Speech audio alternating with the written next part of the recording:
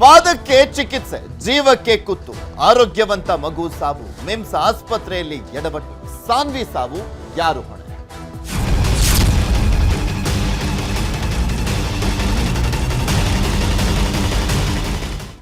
ಬೆಳಗ್ಗೆಯಿಂದ ತೋರಿಸ್ತಾ ಇದ್ವಿ ಈ ಒಂದು ವಿಚಾರಕ್ಕೆ ಸಂಬಂಧಪಟ್ಟಂತೆ. ಮಂಡ್ಯದಲ್ಲಿ ಟ್ರಾಫಿಕ್ ಪೊಲೀಸರ ಬಳಿಕ ಡಾಕ್ಟರ್ ಎಡವಟ್ಟನ್ನ ಮಾಡಿದ್ರ ಅನ್ನುವಂಥ ಪ್ರಶ್ನೆ ಕಾಡ್ತಾನೆ ಇರುವಂಥದ್ದು.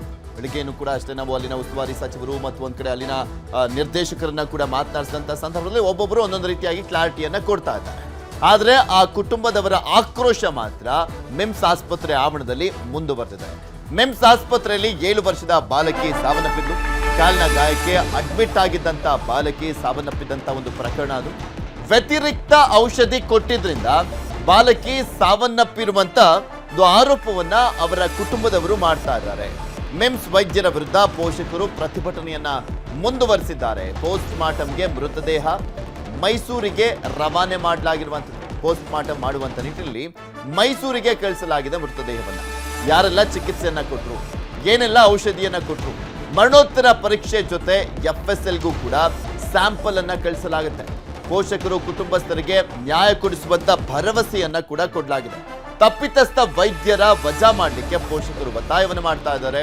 AC ಶಿವಮೂರ್ತಿ ಮಿಮ್ಸ್ ನಿರ್ದೇಶಕ ನರಸಿಂಹಮೂರ್ತಿಗೆ ಆಗ್ರಹಿಸಿದ್ರು ಅವರ ಕುಟುಂಬದವರು. ಕ್ರಮದ ಭರವಸೆಯನ್ನ ಕೊಟ್ಟಿರುವಂತದ್ದು ಮಂಡ್ಯ SP ಮಲ್ಲಿಕಾರ್ಜುನ ಬಾಲದಂಡಿ ಅವರು. ಹಾಗೆ ಅಲ್ಲಿನ ನಿರ್ದೇಶಕರು ಕೂಡ ಹೇಳ್ತಾ ಇದ್ರು. ಅಂದ್ರೆ ಮಿಮ್ಸ್ನ ನಿರ್ದೇಶಕರು ನರಸಿಂಹಮೂರ್ತಿ ಅವರು ನ್ಯೂಸ್ 18 ಜೊತೆ ಮಾತನಾಡುವಂತ ಸಂದರ್ಭದಲ್ಲಿ ಬಹು ಅಂಗಾಂಗ ವೈಫಲ್ಯ ಆಗಿದೆ, ಯಾವ ಕಾರಣಕ್ಕೆ ಅನ್ನುವಂಥದ್ದನ್ನು ನಾವು ಇನ್ವೆಸ್ಟಿಗೇಟ್ ಮಾಡ್ತೀವಿ, ಯಾವ ಕಾರಣಕ್ಕೋಸ್ಕರ ಸಾವನ್ನಪ್ಪಿರುವಂಥದ್ದು ಅನ್ನುವಂಥದ್ರ ಬಗ್ಗೆ ನ್ಯೂಸ್ 18 ಜೊತೆ ಮಾತನಾಡ್ಬೇಕಾದ್ರೆ ಹೇಳಿದ್ರು.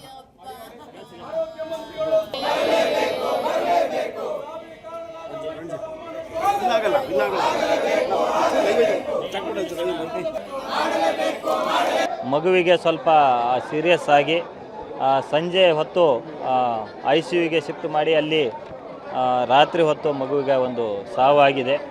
ಈ ಒಂದು ಸಂಬಂಧಪಟ್ಟಂತೆ ಪೋಷಕರು ಈ ಮಗುವಿಗೆ ವೈದ್ಯರ ಒಂದು ನಿರ್ಲಕ್ಷ್ಯದಿಂದ ಒಂದು ಸಾವಾಗಿದೆ, ಸರಿಯಾದ ರೀತಿಯಿಂದ ಚಿಕಿತ್ಸೆ ಕೊಟ್ಟಿಲ್ಲ, ಸ್ಪಂದನೆ ಮಾಡಿಲ್ಲ.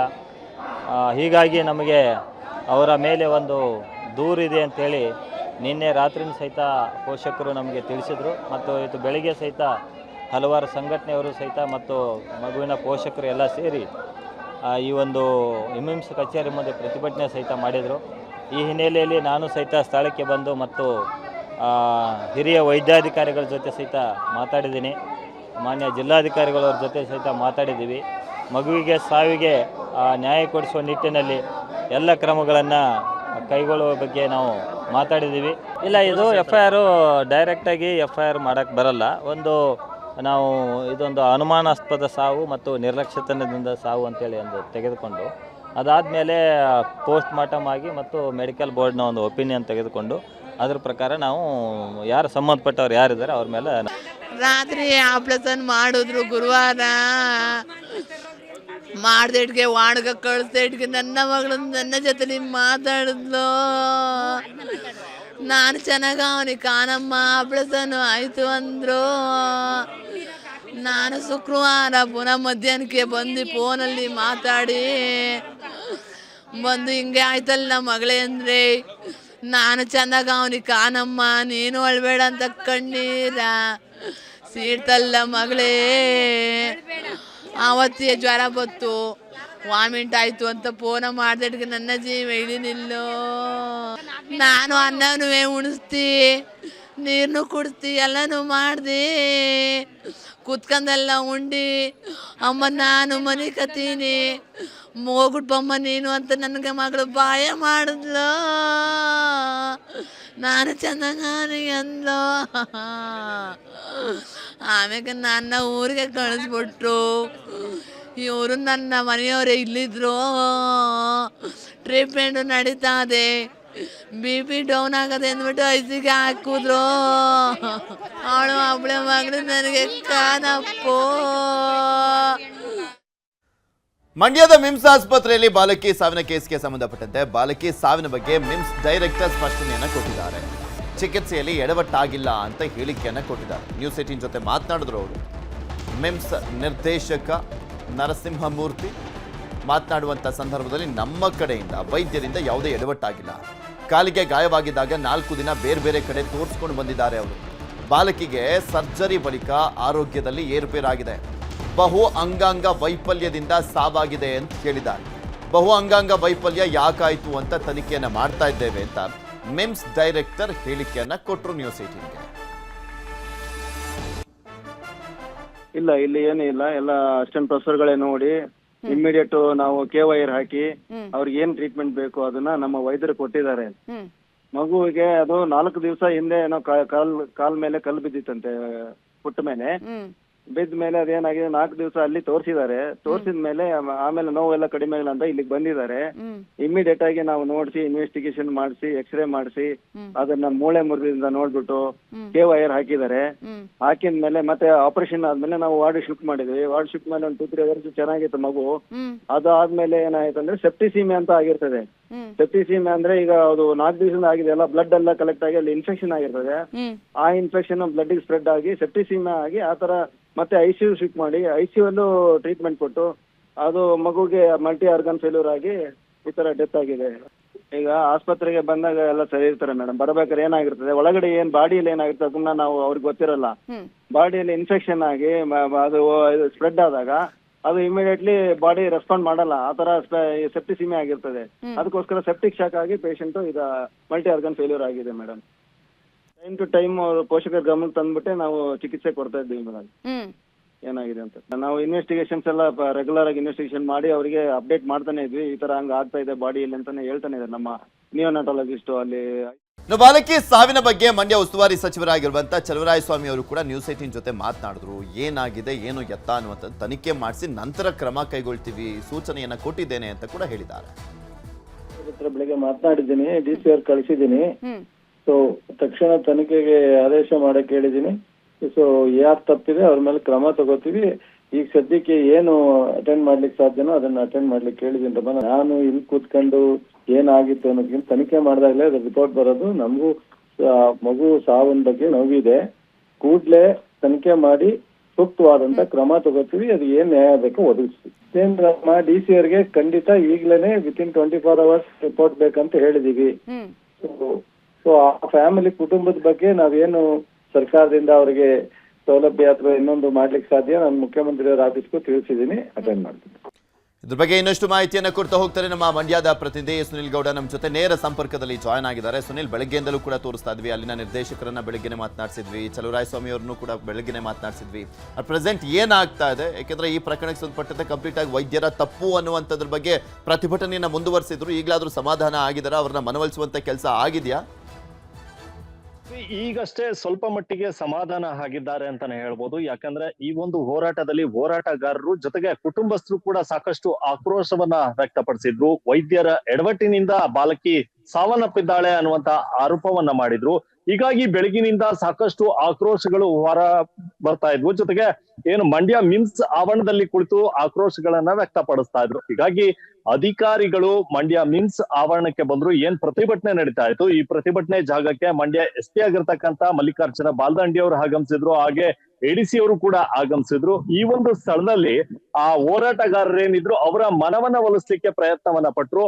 ಈ ಒಂದು ಸಂದರ್ಭದಲ್ಲಿ ಒಂದಷ್ಟು ಬೇಡಿಕೆಗಳನ್ನ ಹೋರಾಟಗಾರರು ಇಟ್ಟಿರುವಂತದ್ದು. ಅಂದ್ರೆ ಯಾವೆಲ್ಲ ವೈದ್ಯರು ಚಿಕಿತ್ಸೆಯನ್ನ ನಡೆಸಿದ್ರು ಅವರ ವಿರುದ್ಧವಾಗಿ FIR ದಾಖಲಾಗಬೇಕು, ಕೂಲಂಕುಷವಾಗಿ ಈ ಒಂದು ಪ್ರಕರಣ ತನಿಖೆ ಆಗಬೇಕು, ಸೂಕ್ತ ಚಿಕಿತ್ಸೆಯನ್ನ ನೀಡದೇ ಇರುವಂತ ವೈದ್ಯರ ವಿರುದ್ಧವಾಗಿ ಕ್ರಮ ಜರುಗಿಸಬೇಕು ಅನ್ನುವಂತ ಒಂದಷ್ಟು ಪಟ್ಟುಗಳನ್ನ ಹೋರಾಟಗಾರರು ಹಿಡ್ಕೊಂಡ್ರು. ಹೀಗಾಗಿ ಅಧಿಕಾರಿಗಳು ಕೂಡ ಅವರ ಹೋರಾಟಗಾರರ ಏನು ಅಹವಾಲುಗಳಿದ್ವು, ಆಗ್ರಹ ಏನಿತ್ತು, ಈ ಆಗ್ರಹಕ್ಕೆ ಅವರು ಕೂಡ ಭರವಸೆಯನ್ನ ಕೊಟ್ಟಿರುವಂತದ್ದು. ಈ ಭರವಸೆಯ ನಿಟ್ಟಿನಲ್ಲೇ ಈಗ ಮಂಡ್ಯ ಮಿಮ್ಸ್ ಶವಾಗಾರದಲ್ಲಿ ಏನ್ ಮರಣೋತ್ತರ ಪರೀಕ್ಷೆ ನಡಿಬೇಕಾಗಿತ್ತು, ಆ ಮರಣೋತ್ತರ ಪರೀಕ್ಷೆಯನ್ನ ಮೈಸೂರಿಗೆ ಶಿಫ್ಟ್ ಮಾಡಿರುವಂತದ್ದು. ಅಂದ್ರೆ ಮೈಸೂರಿನ KR ಆಸ್ಪತ್ರೆಯಲ್ಲಿ ಬಾಲಕಿ ಸಾನ್ವಿಯ ಮರಣೋತ್ತರ ಪರೀಕ್ಷೆಯನ್ನ ನಡೆಸಲಿಕ್ಕೆ ಈಗಾಗಲೇ ತಯಾರಿಯನ್ನ ನಡೆಸಿರುವಂತದ್ದು. ಬಾಲಕಿಯ ಮೃತದೇಹವನ್ನು ಕೂಡ ಈಗ ಮೈಸೂರಿನ KR ಆಸ್ಪತ್ರೆಯ ಶವಾಗಾರಕ್ಕೆ ಶಿಫ್ಟ್ ಮಾಡಿರುವಂತದ್ದು. ಇದ್ರ ಜೊತೆಗೆ ಏನು ಆ ಬಾಲಕಿಯ ಸಾವಿಗೆ ಕಾರಣರಾಗಿರ್ತಕ್ಕಂತಹ ವೈದ್ಯರು ಅಂದ್ರೆ ನಿರ್ಲಕ್ಷ್ಯವನ್ನ ಏನ್ ತೋರಿದ್ರು, ಆ ವೈದ್ಯರ ವಿರುದ್ಧವಾಗಿ FIR ದಾಖಲಾಗಬೇಕು ಅನ್ನುವಂತ ಆಗ್ರಹವನ್ನ ಇನ್ನೂ ಕೂಡ ಹೋರಾಟಗಾರರು ಮಾಡ್ತಾ ಇದ್ದಾರೆ. ಆದ್ರೆ ಮತ್ತೊಂದು ಕಡೆ ಅಧಿಕಾರಿಗಳು ಸೂಕ್ತವಾದಂತ ತನಿಖೆಯನ್ನ ನಡೆಸಿ ಕ್ರಮವನ್ನ ಜರುಗಿಸುವಂತ ಭರವಸೆಗಳನ್ನು ಕೂಡ ಕೊಡ್ತಾ ಇದ್ದಾರೆ. ಆದ್ರೂ ಕೂಡ ಹೋರಾಟಗಾರರು ಹೇಳ್ತಾ ಇರುವಂತದ್ದು ವೈದ್ಯರ ವಿರುದ್ಧ ಯಾವಾಗ FIR ಆಗುತ್ತೆ ಆಗ ಪ್ರತಿಭಟನೆಯನ್ನ ಕೈ ಬಿಡ್ತೇವೆ ಅನ್ನುವಂತ ಮಾತನ್ನ ಹೇಳ್ತಾ ಇದ್ದಾರೆ. ಕುಟುಂಬಸ್ಥರು ಕೂಡ ಸಾಕಷ್ಟು ಆಕ್ರೋಶವನ್ನ ಹೊರ ಹಾಕ್ತಾ ಇದ್ದಾರೆ. ಅಂದ್ರೆ ಪ್ರಮುಖವಾಗಿ ಇಲ್ಲಿ ಆರೋಗ್ಯವಾಗಿದ್ದಂತ ಮಗು, ಅಂದ್ರೆ ಕಿಡ್ನಿ ಸಮಸ್ಯೆ ಇರ್ಲಿಲ್ಲ, ಲಿವರ್ ಸಮಸ್ಯೆ ಇರ್ಲಿಲ್ಲ, ಯಾವುದೇ ಸಮಸ್ಯೆ ಇರ್ಲಿಲ್ಲ ಬಾಲಕಿಗೆ. ಆದ್ರೆ ಕಾಲಿನ ಮೇಲೆ ಟೈಲ್ಸ್ ಬಿದ್ದು ಮೂಳೆ ಮುರಿದಿದೆ ಅಂತ ಚಿಕಿತ್ಸೆಗೆ ಬಂದ್ರೆ ಮಗುವಿನ ಸಾವಾಗಿದೆ. ಹೀಗಾಗಿ ವೈದ್ಯರ ನಿರ್ಲಕ್ಷ್ಯದಿಂದಲೇ ಈ ಸಾವಾಗಿರುವಂತದ್ದು. ವೈದ್ಯರು ಯಾವುದೋ ವ್ಯತಿರಿಕ್ತವಾದಂತ ಚುಚ್ಚುಮದ್ದನ್ನ ಕೊಟ್ಟಿದ್ದಾರೆ, ಹೀಗಾಗಿ ಬಾಲಕಿ ಸಾವನ್ನಪ್ಪಿದ್ದಾಳೆ ಅನ್ನುವಂತ ಆರೋಪವನ್ನ ಕುಟುಂಬಸ್ಥರು ಮಾಡ್ತಾ ಇರುವಂತದ್ದು. ಹೀಗಾಗಿ ಪ್ರತಿಭಟನೆ ಇನ್ನೂ ಕೂಡ ನಡೀತಾ ಇದೆ. ಅಧಿಕಾರಿಗಳು ಕೂಡ ಈಗಾಗಲೇ ಭರವಸೆಗಳನ್ನ ಕೊಟ್ಟಿದ್ದಾರೆ. ಇನ್ನ ಮುಂದೆ ಯಾವ ರೀತಿ ಈ ಒಂದು ಪ್ರತಿಭಟನೆ ತಿರುಗುತ್ತೆ ಅನ್ನುವಂಥದ್ದನ್ನ ಕಾದ್ ನೋಡ್ಬೇಕಾಗುತ್ತೆ. ಪೃಥ್ವಿ, ಬೆಂಗಳೂರಿನಲ್ಲಿ BMTC ಚಾಲಕರೊಬ್ರು ದರ್ಪವನ್ನ ತೋರಿಸಿದ್ದಾರಂತೆ. ಕಾರಿಗೆ ಟಚ್ ಮಾಡಿದ್ದನ್ನ ಪ್ರಶ್ನಿಸಿದ್ದಕ್ಕೆ ಯುವತಿಯನ್ನ ಟಾರ್ಗೆಟ್ ಮಾಡಲಾಗಿದೆಯಂತೆ. ಕಾರಿಗೆ ಟಚ್ ಮಾಡಿದ್ರಂತೆ BMTC ಬಸ್ ಇಂದ, ಅದನ್ನ ಪ್ರಶ್ನೆ ಮಾಡಿದ್ದಾಳೆ ಯುವತಿ. ಕಾರ್ ಟಚ್ ಆಯ್ತಲ್ಲ, ಅದಕ್ಕೆ ಯುವತಿಯನ್ನೇ ಟಾರ್ಗೆಟ್ ಮಾಡಲಾಗಿದೆ. ಯುವತಿ ಮೇಲೆ ಬಸ್ಸನ್ನೇ ಹತ್ತಿಸ್ಲಿಕ್ಕೆ ಮುಂದಾದಂತ BMTC ಚಾಲಕ ಅಂತೆ. ಚಂದ್ರ ಲೇಔಟ್ನಲ್ಲಿ ಬೆಳ್ಳಂಬೆಳಗ್ಗೆ ನಡೆದಿರುವಂತ ಘಟನೆ ಇದು. ಕಾರ್ನಿಂದ ಇಳಿದು ಬಸ್ ಚಾಲಕರನ್ನ ಪ್ರಶ್ನೆಯನ್ನು ಮಾಡ್ತಾಳೆ ಯುವತಿ. ಅಡ್ಡಗಟ್ಟಿದ್ದಂತ ಯುವತಿ ಮೇಲೆ ಬಸ್ ಹತ್ತಿಸ್ಲಿಕ್ಕೆ ಯತ್ನ ಮಾಡಲಾಗಿದೆ. CCTVಯಲ್ಲಿ ಸೆರೆಯಾಗಿರುವಂಥದ್ದು ಬಸ್ ಚಲಾಯಿಸಿದಂತ ದೃಶ್ಯ. ಆ ದೃಶ್ಯಾವಳಿ CCTVಯಲ್ಲಿ ಸೆರೆ ಆಗಿದೆ. ಹೀಗೆ ತೋರಿಸ್ತಾ ಇದೀವಿ ನೋಡಿ, ಯಾವ ಲೆವೆಲ್ಗೆ ದಿಮಾಕಿಂದ ಹೊರಟಿದ್ದಾನೆ ಅನ್ನುವಂಥದ್ದನ್ನ ಆ ಬಸ್ನ ಚಾಲಕ. ಕಾರ್ ಟಚ್ ಆಗಿದ್ದಕ್ಕೆ ಪ್ರಶ್ನೆ ಮಾಡ್ಲಿಕ್ಕೆ ಹೋಗಿದ್ದಾಳೆ ಆಕೆ. ಅದಾದ್ಮೇಲೆ ಆಕೆಯ ಮೇಲೇನೆ ಬಸ್ ಅನ್ನ ಹತ್ತಿಸ್ಲಿಕ್ಕೆ ಪ್ರಯತ್ನ ಪಟ್ಟಿದ್ದಾನೆ. ಕ್ರಮ ಕೈಗೊಳ್ಬೇಕು ಈತನ ವಿರುದ್ಧ. ಮೊದಲು ವಜಾ ಮಾಡಿ ಬಿಸಾಕ್ಬೇಕು ಇಂತನನ್ನ, ಡ್ರೈವರ್ನ. ನೋಡಿ, ಸ್ವಲ್ಪ ಹೆಚ್ಚು ಕಮ್ಮಿಯಾಗಿ ಆಕೆ ಸ್ಲಿಪ್ ಆಗಿ ಕೆಳಗೆ ಬಿದ್ದಿದ್ರು ಬಸ್ ಹತ್ತಿಸ್ಕೊಂಡು ಹೋಗ್ತಾ ಇದ್ದ ಅವನು. ಆತ ನಿಧಾನಕ್ಕೂ ಮೂವ್ ಮಾಡಿಲ್ಲ, ತುಂಬಾ ಫಾಸ್ಟ್ ಆಗಿ ಮೂವ್ ಮಾಡಿದ್ದಾನೆ. ಸಿಗ್ನಲ್ ಅಲ್ಲಿ ಬಸ್ ನಿಂತಿದೆ, ಆಕೆ ತುಂಬಾ ದೂರದಿಂದ ಬಂದು ನಂತರ ಆ ಬಸ್ ಡ್ರೈವರ್ನ ಪ್ರಶ್ನೆ ಮಾಡಲಿಕ್ಕೆ ಸಿಗ್ನಲ್ ಹತ್ರ ಬಂದಿದ್ದಾಳೆ. ಓಡ್ಕೊಂಡು ಬಂದಿದ್ದಾನೆ ಆತ. ಅಲ್ಲಿದ್ದಂಥ ಜನನು ಕೂಡ ಸೈಲೆಂಟ್ ಆಗಿದ್ರ ಅಂತ. ಅಲ್ಲೊಬ್ಬ ಯಾರೋ ಓಡ್ ಬಂದು ಕಿರ್ಚ್ಕೊಳ್ತಾನೆ. ಇನ್ನ ಯುವತಿ ಮೇಲೆ BMTC ಬಸ್ ಹತ್ತಿಸ್ಲಿಕ್ಕೆ ಪ್ರಯತ್ನ. CCTV ದೃಶ್ಯವನ್ನ ಆಧರಿಸಿ BMTC ಚಾಲಕನನ್ನ ಅಮಾನತು ಮಾಡಲಾಗಿದೆ. ಆಲ್ರೆಡಿ ಆಕ್ಷನ್ ತಗೊಂಡಾಗಿದೆ. ಯಾರು ಬಿಡ್ತಾರೆ ಹೇಳಿ ಇಂಥ ದರ್ಪ ದಿಮಾಕಿರುವಂತ ಚಾಲಕರನ್ನ? ಈತ ಸಿಕ್ನಲ್ಲಿ ಮತ್ತೆ ಯಾವುದೋ ಒಬ್ರು ಒಳಗಡೆ ಕೂತಿರುವಂತ ಪ್ರಯಾಣಿಕ ಏನಾದ್ರೂ ಅಂದ ಅಂದ ತಕ್ಷಣ ಮತ್ತೇನಾದ್ರೂ ಹಲ್ಲೆ ಮಾಡಿದ್ರು ಮಾಡ್ಬಿಡ್ತಾನೆ. ಆ ರೀತಿಯಾದಂಥ ಮೆಂಟಾಲಿಟಿ ಅಂತ ಕಾಣಿಸುತ್ತೆ. ಈ ದೃಶ್ಯಾವಳಿ ಸಿಕ್ತಿದ್ದ ಹಾಗೆ ಆ ಪ್ರಶಾಂತ್ ಅನ್ನುವಂಥ ಚಾಲಕನನ್ನ ಅಮಾನತು ಮಾಡಲಾಗಿದೆ. ಅಮಾನತಾದಂಥ ಬಸ್ ಚಾಲಕನ ಹೆಸರು ಪ್ರಶಾಂತ ಅಂತ. ಆತನ ಹೆಸರಿಗೆ ತದ್ವಿರುದ್ಧವಾಗಿದ್ದಾನೆ ಇವನು. ಪ್ರಶಾಂತತೆನೇ ಇಲ್ಲ, ತದ್ವಿರುದ್ಧ ಆಗಿದ್ದಾನೆ. ತುಂಬಾ ಜನ ಹಂಗೆ ಇದ್ದಾರೆ, ಅವರ ಹೆಸರಿಗೆ ವಿರುದ್ಧವಾಗಿ ಇರುವಂಥವ್ರು. ಸಾರಿಗೆ ಸಚಿವ ರಾಮಲಿಂಗಾರೆಡ್ಡಿ ಸೂಚನೆ ಮೇರೆಗೆ ಅಮಾನತು ಮಾಡಲಾಗಿದೆ. JJR ನಗರದಿಂದ ನಾಗವಾರಕ್ಕೆ ಸಂಚರಿಸುವಂತ ಬಸ್ ಆಗಿತ್ತು. ಇದ್ರ ಬಗ್ಗೆ ಇನ್ನಷ್ಟು ಮಾಹಿತಿಯನ್ನ ಕೊಡ್ತಾ ಹೋಗ್ತಾರೆ ನಮ್ಮ ಪ್ರತಿನಿಧಿ ಕಾರ್ತಿಕ್. ನಮ್ಮ ಜೊತೆ ನೇರ ಸಂಪರ್ಕದಲ್ಲಿ ಜಾಯ್ನ್ ಆಗಿದ್ದಾರೆ. ಕಾರ್ತಿಕ್, ಬಸ್ ಚಾಲಕ, ಅದರಲ್ಲೂ ಸಾರ್ವಜನಿಕ ಬಸ್ ಚಾಲಕ ಅಂತ ಬಂದ್ರೆ ಆತನಿಗೆ ತಾಳ್ಮೆ ಇರಬೇಕು ಮೇಯ್ನ್ ಆಗಿ.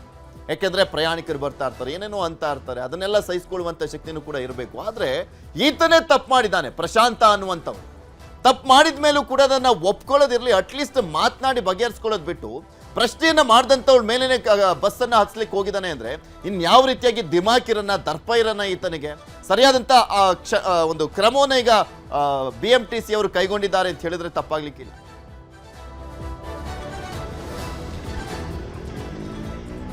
ಪೃಥ್ವಿ, ಖಂಡಿತವಾಗಿಯೂ ಬೆಳಗ್ಗೆ ಇವತ್ತು ನಡೆದಿರುವ ಘಟನೆ ಇದು.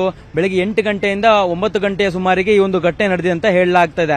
BMTC ಬಸ್ಸು ನಾಗವಾರಕ್ಕೆ ಹೋಗ್ತಾ ಇತ್ತು. ಈ ಒಂದು ಸಂದರ್ಭದಲ್ಲಿ ಚಂದ್ರ ಲೇಔಟ್ನಲ್ಲಿ ಒಂದು ಕಾರಿಗೆ ಟಚ್ ಆಗತ್ತೆ. ಆ ಸಂದರ್ಭದಲ್ಲಿ ಆ ಕಾರ್ನಲ್ಲಿದ್ದಂತ ಯುವತಿ ಬಂದು BMTC ಬಸ್ ಚಾಲಕ ಆಗಿರುವಂತಹ ಪ್ರಶಾಂತನ ಪ್ರಶ್ನೆ ಮಾಡ್ತಾಳೆ. ಆದ್ರೆ ಪ್ರಶ್ನೆ ಮಾಡಿದಂತ ಸಂದರ್ಭದಲ್ಲಿ ಅವಳು ವಾಗ್ಯುದ್ಧವೂ ಕೂಡ ನಡೆಯುತ್ತೆ, ಇಬ್ಬರ ನಡುವೆ ಮಾತಿನ ಚಕಮಕಿಯೂ ಕೂಡ ನಡೆಯುತ್ತೆ. ಬಸ್ ಅನ್ನು ಕೂಡ ಅವಳು ತಡೆಯೋದಕ್ಕೆ ಪ್ರಯತ್ನವನ್ನು ಕೂಡ ಮಾಡ್ತಾಳೆ. ಆ ಒಂದು ಸಂದರ್ಭದಲ್ಲಿ ಬಸ್ನ ಮುಂಭಾಗದಲ್ಲಿ ನಿಂತ್ಕೊಂಡು ಯುವತಿ ಆಕ್ರೋಶವನ್ನು ವ್ಯಕ್ತಪಡಿಸ್ತಾ ಇರ್ತಾಳೆ. ಆ ಸಂದರ್ಭದಲ್ಲಿ ಬಸ್ ಚಾಲಕ ಯುವತಿ ಮುಂದೆ ಇದ್ದದ್ದನ್ನು ಕೂಡ ಪರಿಗಣನೆಗೆ ತೆಗೆದುಕೊಳ್ಳದೆ ಬಸ್ಸನ್ನ ಮೂವ್ ಮಾಡ್ತಾನೆ. ಆ ಸಂದರ್ಭದಲ್ಲಿ ಯುವತಿ ಬಸ್ಸಿಂದ ಸೈಡ್ ಆಗಿ ಅಂದ್ರೆ ಪ್ರಾಣಾಪಾಯದಿಂದ ಪಾರಾಗ್ತಾಳೆ. ಒಂದ್ ವೇಳೆ ಯುವತಿ ಏನಾದರೂ ಬಸ್ನ ಮುಂಭಾಗಕ್ಕೆ ಬಿದ್ದದೇ ಆಗಿದ್ದಲ್ಲಿ ಯುವತಿಯ ಪ್ರಾಣಕ್ಕೆ ಅಪಾಯವೂ ಕೂಡ ಇತ್ತು. ಆದ್ರೆ ಬಸ್ ಚಾಲಕನ ಏನು ನಿರ್ಲಕ್ಷ್ಯತನವನ್ನು ತೋರಿದ್ದಾರೆ, ಜೊತೆಗೆ ಉದ್ದಟತನವನ್ನು ತೋರಿದ್ದಾರೆ. ಆ ಒಂದು ಬಸ್ ಚಾಲಕ ಆಗಿರುವಂತಹ ಪ್ರಶಾಂತ್ನ ಈಗಾಗಲೇ ಸಾರಿಗೆ ಸಚಿವರ ಸೂಚನೆಯ ಮೇರೆಗೆ ಬಿಎಂಟಿಸಿ ಅವರನ್ನ ಅಮಾನತು ಕೂಡ ಮಾಡಿದೆ. ಪ್ರಮುಖವಾಗಿ ಇಲ್ಲಿ ಗಮನಿಸಬೇಕು ಪೃಥ್ವಿ, ಬಸ್ ಕಾರಿಗೆ ಟಚ್ ಆಗತ್ತೆ, ಅದನ್ನ ಪ್ರಶ್ನೆ ಮಾಡೋದಕ್ಕೆ ಯುವತಿ ಮುಂದಾಗ್ತಾಳೆ. ಆದ್ರೆ ಆ ಸಂದರ್ಭದಲ್ಲಿ ಬಸ್ ಅನ್ನು ಕೂಡ ಯುವತಿ ತಡಿತಾಳೆ. ಆದ್ರೆ ಬಸ್ನ ಮುಂಭಾಗದಲ್ಲಿ ಬಂದು ನಿಂತು ಯುವತಿ ತಡೆದಿರ್ತಕ್ಕಂಥದ್ದು ಕೂಡ ತಪ್ಪಾದ್ರೂ ಸಹ ಯುವತಿಯ ಅಂದ್ರೆ ಪ್ರಾಣದ ವಿಚಾರ ಬಂದಂತ ಸಂದರ್ಭದಲ್ಲಿ ಬಸ್ ಚಾಲಕ ಯಾವುದೇ ಕಾರಣಕ್ಕೂ ಕೂಡ ಬಸ್ ಅನ್ನ ಮೂವ್ ಮಾಡಬಾರ್ದಿತ್ತು. ಆದ್ರೆ ಬಸ್ ಚಾಲಕ ಬಸ್ ಅನ್ನ ವೇಗವಾಗಿ ಮೂವ್ ಮಾಡ್ತಾನೆ, ಉದ್ದಟತನವನ್ನು ಕೂಡ ತೋರಿರುವಂತ, ಜೊತೆಗೆ ಒಬ್ಬ ಜೀವದ ಮೇಲೆಯೂ ಕೂಡ ಅವರು ಚೆಲ್ಲಾಟ. ಈತನ ಅಮಾನತು ಮಾಡಿದ್ರೆ ಮಾತ್ರ ಸಾಲೋದಿಲ್ಲ, ಅಟೆಂಪ್ಟ್ ಟು ಮರ್ಡರ್ ಇದು. ಆಕೆಯನ್ನ ಸಾಯಿಸ್ಲಿಕ್ಕೆ ಪ್ರಯತ್ನ ಪಟ್ಟಿದ್ದಾನೆ. ಇದೇನಾದ್ರೂ ಕೇಸ್ ರಿಜಿಸ್ಟರ್ ಆಗಿದೆಯಾ? ಆತನ ಬಂಧನ ಮಾಡುವಂತ ಪ್ರಯತ್ನ ಏನಾದ್ರೂ ಆಗಿದೆಯಾ? ಆಕೆ ಏನಾದ್ರೂ ದೂರು ಕೊಟ್ಟಿದ್ದಾಳ ಅಥವಾ ಇದು ಅಲ್ಲಿಗೆ ಮುಗ್ದೋಗ್ಬಿಟ್ಟಿದ್ಯಾ ಅಂತ? ಪೃಥ್ವಿ, ಇದುವರೆಗೂ ದೂರಿಗೆ ಸಂಬಂಧಪಟ್ಟಂತೆ ಮಾಹಿತಿಗಳು ಲಭ್ಯವಾಗಿಲ್ಲ. ಆದ್ರೆ ಈಗಾಗಲೇ ಸಾಮಾಜಿಕ ಜಾಲತಾಣಗಳಲ್ಲಿ ಈ ಒಂದು ವಿಡಿಯೋ ಏನು ವೈರಲ್ ಆಗಿತ್ತು, ಬಸ್ನ ಮುಂಭಾಗದಲ್ಲಿ ಚಲಿಸ್ತಾ ಇರತಕ್ಕಂಥ ಒಂದು ಕಾರ್ನ ಕ್ಯಾಮೆರಾದಲ್ಲಿ ಈ ಒಂದು ವಿಡಿಯೋ ಸೆರೆಯಾಗಿತ್ತು. ಆ ಒಂದು ವಿಡಿಯೋವನ್ನ ಸಾಮಾಜಿಕ ಜಾಲತಾಣಗಳಲ್ಲಿ ಸಾರ್ವಜನಿಕರು ಹರಿಬಿಟ್ಟಿದ್ರು, ಜೊತೆಗೆ ಆಕ್ರೋಶಗಳು ಕೂಡ ವ್ಯಕ್ತವಾಗಿತ್ತು. ಬಿಎಂಟಿಸಿ ಚಾಲಕನ ವರ್ತನೆಗೆ ಸಂಬಂಧಪಟ್ಟಂತೆ ಸಾಕಷ್ಟು ಆಕ್ರೋಶಗಳು ವ್ಯಕ್ತವಾಗಿರುವಂತಹ ಹಿನ್ನೆಲೆಯಲ್ಲಿ ಅದನ್ನ ಗಣನೆಗೆ ತೆಗೆದುಕೊಂಡಂತ ಬಿಎಂಟಿಸಿ ಈಗಾಗಲೇ ಸಾರಿಗೆ ಸಚಿವರ ಸೂಚನೆ ಮೇರೆಗೆ ಪ್ರಶಾಂತ್ ಚಾಲಕನನ್ನ ಅಮಾನತು ಮಾಡಿದೆ. ಆದ್ರೆ ಈ ಯುವತಿ ಏನಾದ್ರೂ ದೂರು ಕೊಡ್ತಾರ ಅನ್ನುವಂಥದ್ದು ಕೂಡ ಕಾದ್ ನೋಡಬೇಕು. ಯಾಕಂದ್ರೆ ಯುವತಿ ಇದುವರೆಗೂ ಕೂಡ ದೂರು ಕೊಟ್ಟಿರುವ ಬಗ್ಗೆ ಎಲ್ಲೂ ಕೂಡ ಅಂದ್ರೆ ವಿಷಯ ತಿಳಿದು ಬಂದಿಲ್ಲ. ಆದ್ರೆ ಯುವತಿ ದೂರನ್ನ ಕೊಟ್ಟಂತ ಸಂದರ್ಭದಲ್ಲಿ ಚಾಲಕನ ಮೇಲೆ ಸಹಜವಾಗಿಯೂ ಕೂಡ ಕೇಸ್ ದಾಖಲಾಗುವಂತ ಸಾಧ್ಯತೆಗಳು ಕೂಡ ಇರುವಂತದ್ದು. ಯಾಕಂದ್ರೆ ಈಗಾಗಲೇ ಯುವತಿಯ ಪ್ರಾಣಕ್ಕೆ ಅಪಾಯ ತರುವಂತ ರೀತಿಯಲ್ಲಿ ಆತ ಚಾಲನೆಯನ್ನ ಮಾಡಿದ್ದ. ಅದರಲ್ಲೂ ಕೂಡ ಆತನ ಗಮನಕ್ಕೆ ಬಂದಿತ್ತು, ಅಂದ್ರೆ ಯುವತಿ ಬಸ್ನ ಮುಂಭಾಗದಲ್ಲಿ ಇರುವಂತದ್ದು ಚಾಲಕನ ಗಮನಕ್ಕೆ ಇದ್ದೇ ಆ ರೀತಿಯಾಗಿ ಆತ ವರ್ತನೆಯನ್ನ ಮಾಡಿದ್ದ, ಬಸ್ಸನ್ನ ಮೂವ್ ಮಾಡಿದ್ದ. ಹಾಗಾಗಿ ಅವಳ ಒಂದು ಸಾವಿಗೂ ಕೂಡ ಕಾರಣ ಆಗುವಂತ ರೀತಿಯಲ್ಲಿ ಆತ ವರ್ತನೆಯನ್ನ ಮಾಡಿರುವಂತ ಹಿನ್ನೆಲೆಯಲ್ಲಿ ನಿಜಕ್ಕೂ ಕೂಡ ಇದು ಅಪರಾಧ ಆಗತ್ತೆ. ಯುವತಿ ಒಂದು ವೇಳೆ ಎಲ್ಲಾದ್ರೂ ದೂರನ್ನ ಕೊಟ್ಟಂತ ಸಂದರ್ಭದಲ್ಲಿ ಕಾನೂನನ್ನ ಅಂದ್ರೆ ಪೊಲೀಸರು ಎಫ್ಐಆರ್ ಅನ್ನು ದಾಖಲಿಸುವಂತ ಸಾಧ್ಯತೆಗಳು ಕೂಡ ಇರುತ್ತೆ. ಜೊತೆಗೆ ಕಾನೂನಿನ ಹೋರಾಟವನ್ನು ಕೂಡ ಚಾಲಕ ಮಾಡಬೇಕಾಗತ್ತೆ. ಈಗಾಗಲೇ ಅಂದ್ರೆ ಚಾಲಕನನ್ನ ಬಿಎಂಟಿಸಿ ಅಮಾನತು ಮಾಡಿದೆ. ಈ ಸಾರಿಗೆ ಸಚಿವರ ಸೂಚನೆ ಮೇರೆಗೆ ಅಮಾನತನ ಮಾಡಿರುವಂತದ್ದು. ಪೃಥ್ವಿ,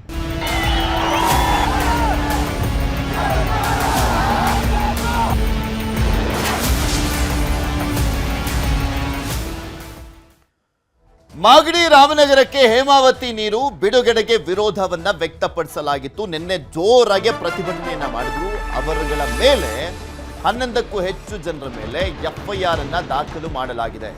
ರೈತರು, ಬಿಜೆಪಿ ನಾಯಕರು, ಸ್ವಾಮೀಜಿಗಳ ಮೇಲೂ ಕೂಡ ಎಫ್ಐಆರ್ ಅನ್ನ ದಾಖಲು ಮಾಡಲಾಗಿದೆ. ನಿನ್ನೆ ಪ್ರತಿಭಟನೆ ಮಾಡಿದ್ರು, ಜೋರ್ ಪ್ರತಿಭಟನೆ ಆಯ್ತು.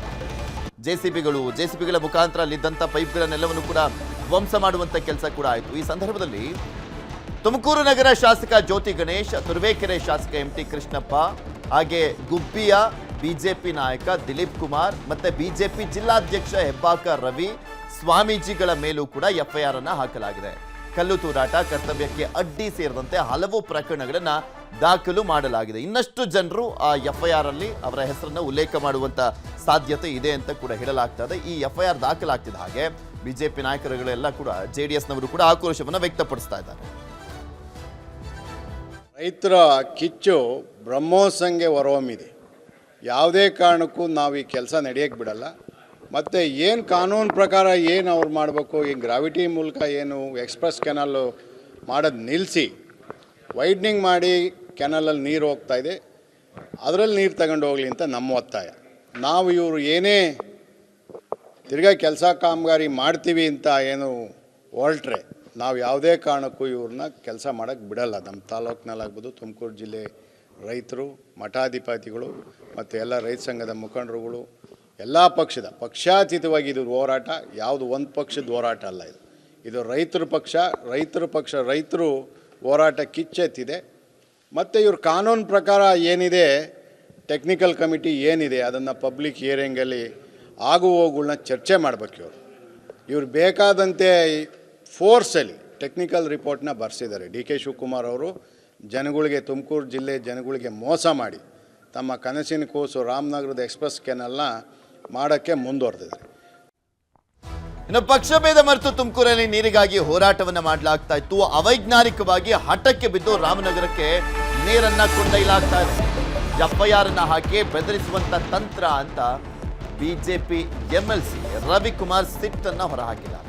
ಪರಮೇಶ್ವರ್ ಹಾಗೆ ಎಲ್ಲ ಜನಪ್ರತಿನಿಧಿಗಳ ಜೊತೆ ಸಭೆ ಮಾಡಬೇಕು, ಸ್ವಾಮೀಜಿಗಳ ಮೇಲೂ ಕೂಡ ಎಫ್ಐಆರ್ ಹಾಕಿರುವಂಥದ್ದು ಕೆಟ್ಟ ಸಂಪ್ರದಾಯ, ಬುದ್ಧಿ ಭ್ರಮಣೆ ಆಗಿದೆಯಾ ಸರ್ಕಾರಕ್ಕೆ ಅಂತ ಗುಡುಗಿದ್ದಾರೆ ಎಂಎಲ್ಸಿ ರವಿಕುಮಾರ್.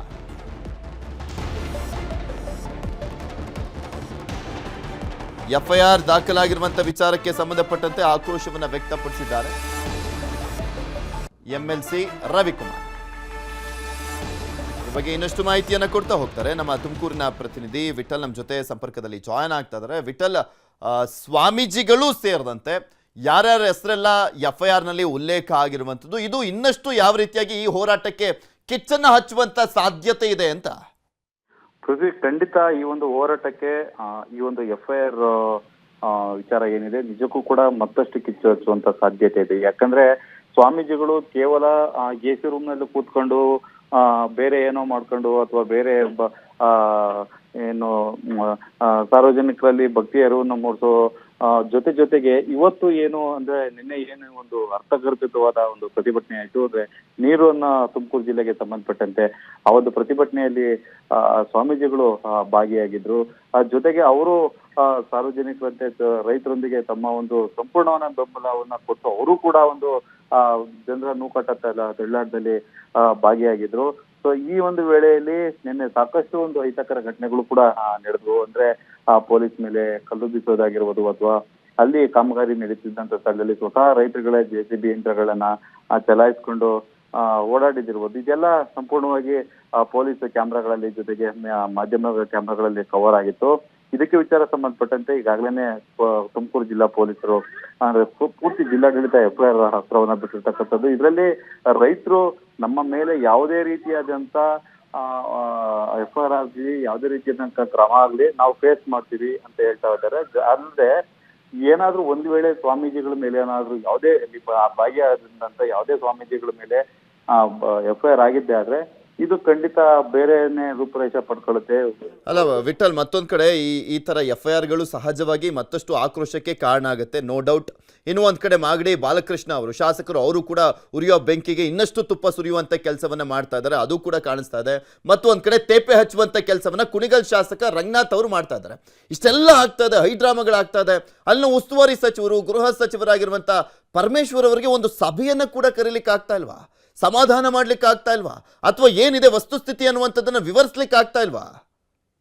ಪೃಥ್ವಿ, ಏನು ಕಳೆದ ಒಂದು ವಾರದಿಂದನೂ ಕೂಡ ಈ ಒಂದು ತುಮಕೂರು ಜಿಲ್ಲೆಯಲ್ಲಿ ಅಗ್ಗಜಗ್ಗಾಟ ನಡೀತಾ ಇದೆ. ಸುಮಾರು 5 ದಿನಗಳ ಹಿಂದೆ ಏನು ರಾತ್ರಿ 8 JCBಗಳು ಕುಣಿಗಲ್ ಮಾರ್ಗವಾಗಿ ಆ ಒಂದು ಪ್ರದೇಶಕ್ಕೆ ಬಂತು, ಅಂದ್ರೆ ಸುಂಕಪುರ ಪ್ರದೇಶಕ್ಕೆ ಬಂತು. ಅವತ್ತಿಂದನೂ ಕೂಡ ಗೃಹ ಸಚಿವರಿಂದ ಹಿಡಿದು CM ಅವ್ರಿಗೂ ಕೂಡ ಒಂದು ಮಾಹಿತಿ ಇದೆ.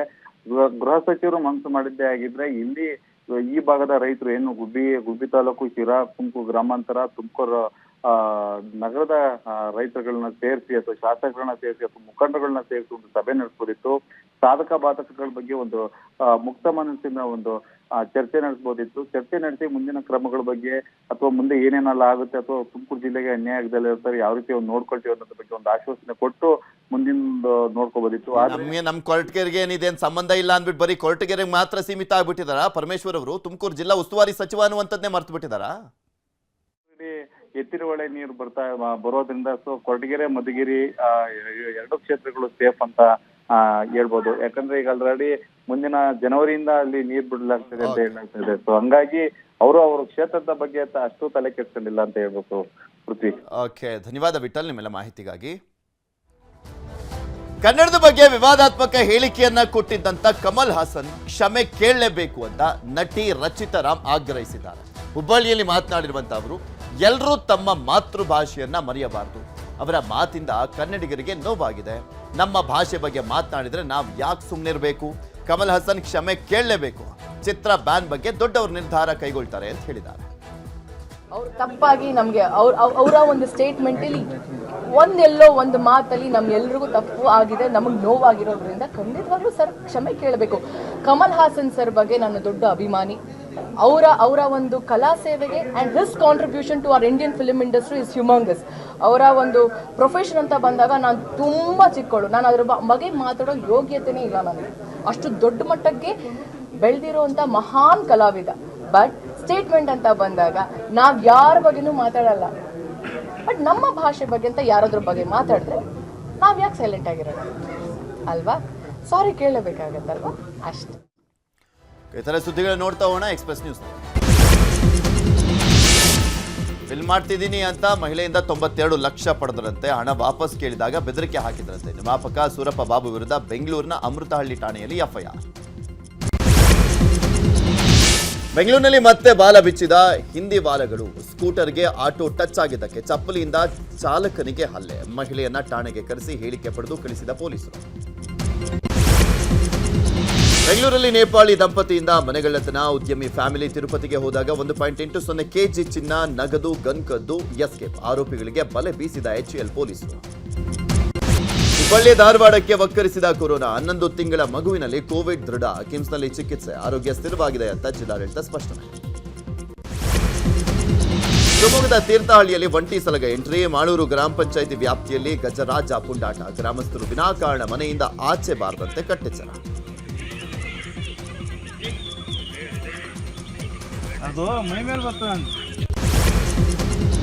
ಇವಿಷ್ಟು ಈ ಕ್ಷಣದವರೆಗಿನ ಸುದ್ದಿ. ನೋಡ್ತಾರೆ ನ್ಯೂಸ್ 18. ಜಾಲ ನಮ್ಮದು, ಬಲ ನಿಮ್ಮದು.